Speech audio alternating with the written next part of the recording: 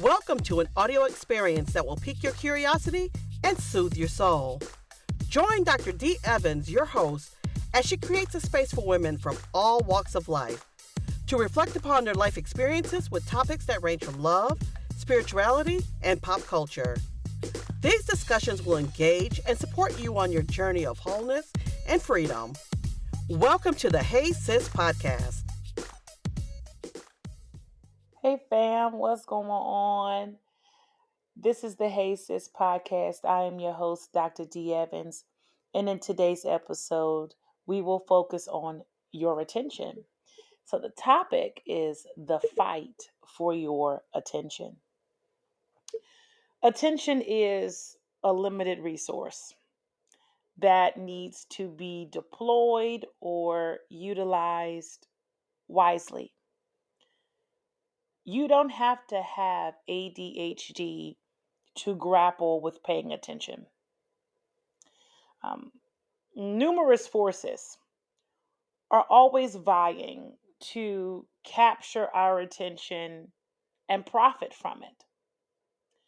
Now, in the space of neuroscience, attention refers to that cognitive process of focusing on a specific thing or object or just an aspect of information while disregarding another aspect of information, person, thing, or object.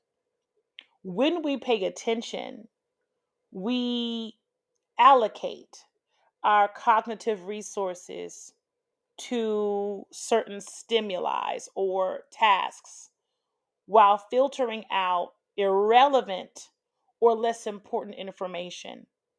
So, your attention is essential for the way that you are able to process intellectually. Attention is imperative for your cognitive processing, especially in those areas of perception, the area of learning, the area of decision making, the area of memory, and of course, the area of spirituality. When we have difficulty directing or focusing our attention, we miss essential details. We fail to master certain processes. We fail at certain steps spiritually. We make poorer decisions. We forget things. We take longer to complete tasks. We miss special moments. We are less productive and less creative. And up until a few days ago, I was just researching attention in preparation for this episode, and I did not know that quite a few scientists and psychologists believe that we are collectively experiencing a general crisis of attention. Apparently, our average attention span, humans, right, is shorter than a goldfish. And I tend to agree with that because mindfulness has become an emphasis point, not just in large corporations, but in areas of spirituality, in New Age spirituality, as well as Christianity, especially in the last 2 decades. That shows me and that shows us by this emphasis that there are several groups of people who are concerned about their capacity to be present. I'm one of those people. I'm very concerned about my capacity to be present in my own life, show up for myself, but also making sure I show up for the things that God desires for me. So, with that realization, it's easy for me to be drawn to topics such as deep work or inner healing, and not so much that it's trending. It's just a part of my consciousness. that I never want to lose my capacity to fully focus on a task or thing in a sustained manner. Because I'm really good at multitasking, but now I don't want to do that as much. I want to be able to have enough discipline over my mind and my body that I can focus without being distracted and not call it the devil. It's not Lucifer, it's my lack of discipline. So I think that there is somewhat a myth that this crisis of attention is somewhat new or technology related. Now, why I say that is very true that these new technologies are literally weaponized to capture and exploit our attention, which I think presents to us Christian women as an unprecedented challenge. I mean, every image, every video, every text on the internet is literally designed to grab our attention. I mean, the blogs I create are constructed to get your attention on Google. I make sure my SEO is perfect. Okay. The videos of those people cleaning the rugs on Instagram, I used to be addicted to watching those videos. They have no actual substance, but I just like it. It soothes me. It's grabbing my attention. Trailers for movies are meant to grab your attention. It's, I think it speaks honestly to how expensive your attention really is. Now, I mentioned just a few moments ago that things that vie for your attention want to profit from it. So, a content creator may desire your attention because it's essential for them to make money, or they simply like the feeling of someone hearting or liking their things. The fight for your attention is not necessarily an easy quest. Um, there are millions of things fighting for your attention all the time. Krispy Kreme, that hot sign fights for my attention constantly. It could be your children fighting for your attention, your spouse fighting for your attention, an annoying coworker fighting for your attention. It doesn't matter what they're doing in this fight. What really matters is your response to it. However, the fight for the attention that I'm mentioning to you is not just something that started with the existence of social media or the existence of WordPress or Planning Center or YouTube. I mean, our ancestors were profoundly concerned about the ability to focus. I mean, when the printing press was introduced in the 16th century, people felt that like the spread of print matter threatened traditional cognitive practices. And in the 19th century, people were in despair about acceleration and constant cognitive overload. And now we're wearing computers and calling them virtual simulations on our faces. I think one of the ideal examples of discipline, and this is just in my mind, medieval monks. I mean, I tend to think of monks as premier examples of discipline. And also Jesus Christ, who sits at the right hand side of the Father, of course. Monks, their one of their primary jobs is to meditate on spiritual matters every day. But monks put in quite, they really put in the work to be able to focus that long. And I admire that. I admire it.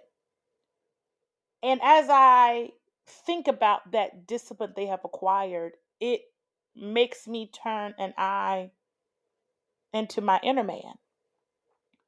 not out of comparison, but asking myself, am I really doing all that I could be doing?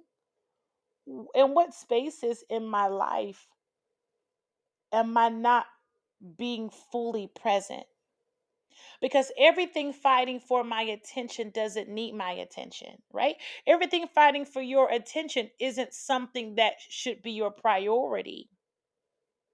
And before I move forward, I guess I'll go ahead and drop the one note I made. A lack of clear goals is a common reason why we give our attention away so freely. When you know what you're supposed to be doing, when you know your purpose, your divine destiny, when you've got a list of tasks written out for the day that you've got to get done, you are stingy with your attention rather than when you're just kind of waking up, filling out the day a little bit. Oh, I'm free today. I'm just going to go with the flow. I realize now that when I have that mindset of go with the flow, I am too free with my attention. I need to approach those moments when I am in quotation marks free as a moment to prioritize self care or whatever else I have on that agenda. Because if I don't do that, I end up wasting time. In other words, I end up giving my attention in spaces that aren't good for me. They may be good for the other object or person or whatever, however they want to benefit from it, but it's not good for me. And if it's not good for me, I can't show up effectively. I won't be able to process what I need to process in order to fulfill my destiny in the earth. Right? So I've just been processing this. And I knew that this was something I wanted to share with the community because the things fighting for our attention isn't necessarily demonic. And I also don't think that distraction is the opposite of attention. I think that even when we are distracted, we're still focusing on something. When we're distracted, when we're reading the Bible, sometimes our attention, let me give you that example, our attention should be on scripture, but we get distracted by the crack on our iPhone screen. We could be assigned to fill out an Excel spreadsheet, but we get distracted by the number of emails that we have. Distraction is a form of attention, but it's unwelcomed attention. It's something that we were not planning to pay attention to in a particular moment. Like scrolling on social media, distraction. You're still giving it attention. You just subliminally don't want to. It's an unwelcomed form of attention. And I also want to add to that. That's why it's important to take captive every thought that you have to make sure that that you're processing before the Lord and that you're keeping your priorities there. You can't do that without measuring. You can't really say I'm prioritizing this and that with no real measurement. That's why that tool on your iPhone that tells you how long you're scrolling or how long you've been on an app per week, that thing will humble you. You think you've been productive until you pull up that productivity report on your iPhone. Listen, it will shut your mouth real quick. So, if you don't have a way to measure your effectiveness, then you really could be going in cycles and cycles and cycles of wasting expensive attention. Now, there can be merit in distractions. I mean, when I'm in the shower, sometimes I have the greatest aha moments. Technically, that's a distraction. I welcome distractions when I'm folding laundry because I don't like to do it. But these are also moments where I don't want to call them serendipity, but they're definitely moments where the Lord kind of slips in a few words here and there. So Distractions can lead to transformative ideas, but it's important to know the difference between how yeah, it's important to know the difference between distraction and attention, and what intention, what your purpose is for that day or for that year, whatever the case may be. It's important to make sure that the attention that you are giving to a person, place, or thing is something that you desire to do, not something that you're stumbling upon because you're operating out of this realm of distraction, right? I want to be fully present because it's my choice, not because I just haven't taken my thoughts captive. And here I am wasting 3 hours getting sucked into catching up on Love and Hip Hop and watching Carly Red and Kirk Frost go back and forth. Okay. So, what do we say to these things in my Apostle Paul voice? I think we need to take a closer look at how we spend our time because it matters to God. Period, point blank. How you spend your time matters to God.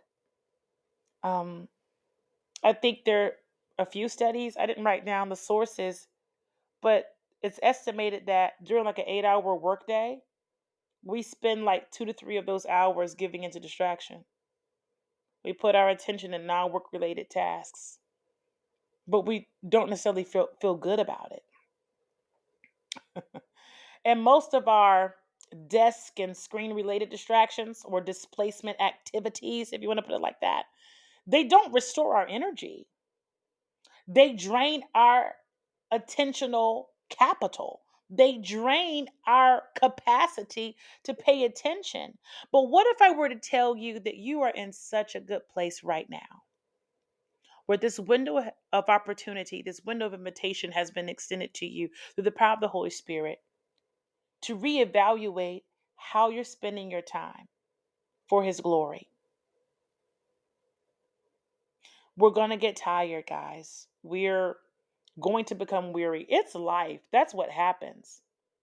But what we can do is try our best, by the grace of God, to use our attention more wisely, to allow periods of rest, and to allow periods of awe and wonder, to replenish our energy, to take account of those moments when we're distracted, and to take account of those moments where we have misplaced our attention, even with the best intentions, right? I think this is like an altar call for us to submit our time to the Lord and ask the Lord to co create with us a process of creating a schedule, a process of maybe another word for schedule would be rhythm, to help us create a rhythm so that we're not operating from this space of toil. 9 to 5, here, there. Oh my God, gotta wake up. I am tired. Where we're not operating in that toil level of energy, that lower dimensional space, to where we are operating in abundance. We are operating understanding that we are seated in heavenly places, operating from a place of assurance. That's what I think this altar call is today. Will there be one? I raise my own hand. The fight for your attention. Share this podcast. I'm sure somebody needs to hear it. I would love to hear your thoughts. You can email me at contact at thedeevans.com. That's my email. Or you can visit me at thedeevans.com. I love y'all for real. And thank you for your attention with this podcast. It's not wasted. I appreciate every minute that you give me. I love y'all. Be blessed for real. And thank you for listening. Sign up for the Hey Sis premium subscription, by the way. I'm going to be talking intensively over the next few months on there. You're not going to want to miss it. I think I'm going to start releasing prophetic words through that subscription because I feel very led to do that. I was trying to not feel led, but I do have things to say. And if you want to hear it, do the Hey Sis podcast premium subscription. All right, I'm out. Bye, y'all. Love you. Thank you for listening to the Hey Sis podcast. Continue the conversation by visiting www.thedeeevans.com and follow us for more updates.